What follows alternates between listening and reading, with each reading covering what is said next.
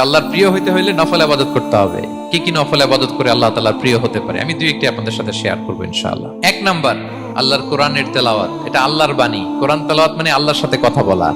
যখন আপনি কোরআন তেলাওয়াত করেন, কাইন্ড অফ আপনি আল্লাহর সাথে মুনাজাত করেন, মানে একান্ত আলাপন করেন, আলাপচারিতা করেন। দুই নাম্বার তালিকা হচ্ছে আত-তাহাজ্জুদ বা কিয়ামুল লাইল।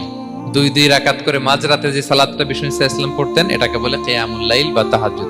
তিন নাম্বার মাধ্যম হচ্ছে বেশি বেশি আল্লাহ তাআলার কাছে চাওয়া, মানে আদ-দুআ, দোয়া করা। বিষ্ণু সাল্লাল্লাহু আলাইহি ওয়াসাল্লাম বলেন আদ-দুআউ মুখুল ইবাদা, দোয়া হচ্ছে ইবাদতের নির্যাস।